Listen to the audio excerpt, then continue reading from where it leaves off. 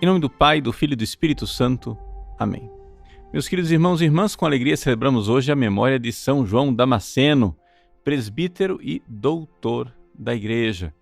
São João Damasceno é o último dos padres gregos, ou seja, o último dos santos padres, aqueles autores que são de doutrina certa e de grande santidade, que na antiguidade, na primeira parte da história da Igreja Católica, colocaram as colunas da nossa fé.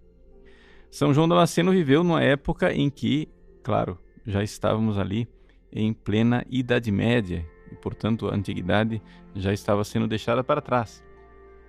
A parte que ele nasceu, ou seja, na Síria, em Damasco, por isso ele é chamado de Damasceno, que nasceu em Damasco, já tinha sido invadida pelos árabes. Nós já estávamos aqui diante da situação dos islâmicos tomarem parte do Oriente e de tentarem impor a sua religião na base da espada. Apesar disso tudo, São João Damasceno, que vivia ali na Síria, vivia perto da terra de Jesus, perto de Jerusalém, continuou firme na fé. Ele teve uma educação cristã bastante sólida. Seu pai, que era católico, comprou no mercado um escravo, ou seja, um monge chamado Cosme, que tinha sido aprisionado na Sicília e foi trazido pelos árabes como escravo e estava lá à venda no mercado de Damasco. Quando o pai de João viu que aquele era um monge sábio, ele comprou aquele escravo e deu a ele a liberdade, mas pediu ao monge Cosme, que depois seria também ele considerado como um santo, São Cosme, que desse educação ao seu filho João. E assim, São João Damasceno pôde receber uma educação esmerada, uma educação cristã extraordinária, mas não somente uma educação na matemática, na música, na filosofia, nas letras. E assim ele, como um grande sábio, foi crescendo e foi ordenado sacerdote. Acontece, porém, que a Síria, ou seja, aquela região onde estava São João Damasceno, já não fazia mais parte do Império Romano do Oriente. Mas em Constantinopla, capital do Império Romano do Oriente, surgiu uma grande heresia. A heresia do iconoclasmo. O que é isso? O imperador Leão III Isáurio, ele tinha colocado na cabeça o seguinte: eu preciso reconquistar as terras que agora estão debaixo do poder dos muçulmanos. Mas aquele povo lá, que foi conquistado pelos muçulmanos e seguem agora o islamismo, vão ter grande dificuldade de se converter ao cristianismo se a gente for com esse negócio de imagem. Por quê? Porque tanto os judeus como os muçulmanos abominam imagens. Então, nós precisamos purificar a igreja. Leão Isáurio foi lá com seu pouco conhecimento teológico e viu, como os nossos protestantes modernos aqui do Brasil veem, que existe no Antigo Testamento uma proibição de se fazer imagem. Bom, se tem proibição de fazer imagem, então vamos lá, vamos começar a quebrar as imagens. E aí veio a heresia da iconoclastia.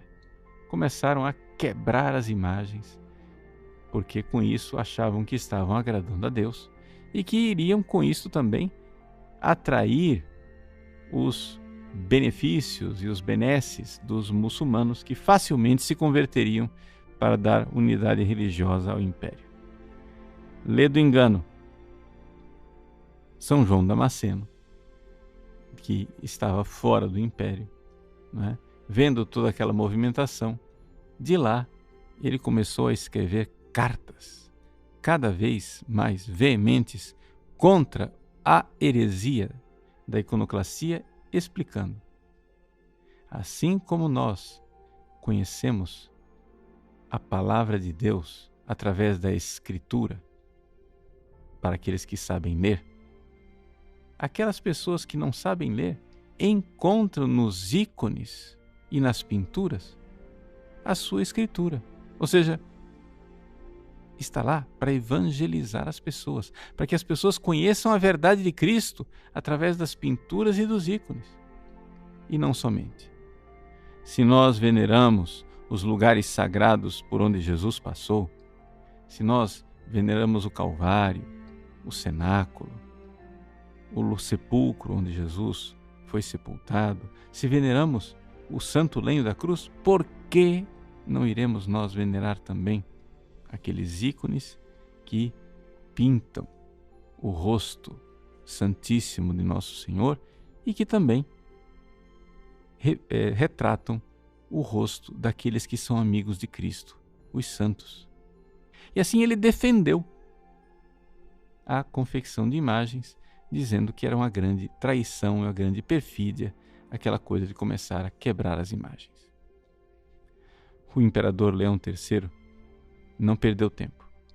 Embora João Damasceno não fosse seu súdito, ele arranjou uma daquelas cartas que foram escritas por João Damasceno, mandou que falsários imitassem a sua letra e escreveu uma carta em que João Damasceno estava planejando fazer algo contra o califa, que era o rei que mandava ali na região da Síria, onde morava São João Damasceno.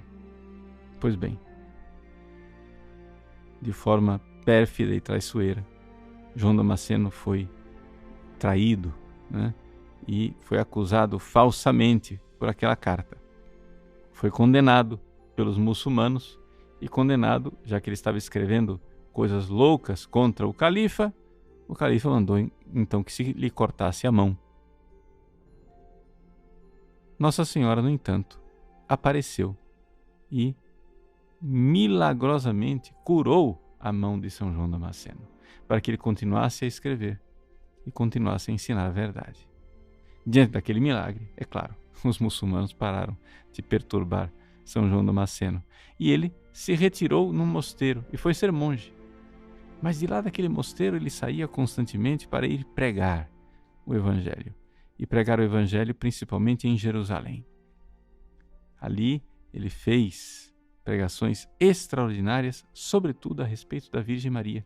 Como grande doutor da Igreja, São João Damasceno defendeu a ressurreição de Nossa Senhora, ou seja, o fato de que Nossa Senhora, na Assunção, foi levada ao céu, ressuscitada, corpo e alma, gloriosa. É uma doutrina que ele atesta dizendo é antiquíssima. Isso vem do tempo dos apóstolos. Quando o Papa Pio XII proclamou o dogma da Assunção de Nossa Senhora, São João Damasceno foi uma das grandes colunas e um dos grandes argumentos utilizados pelo Papa Pio XII para proclamar o dogma da Assunção da Virgem Maria aos céus.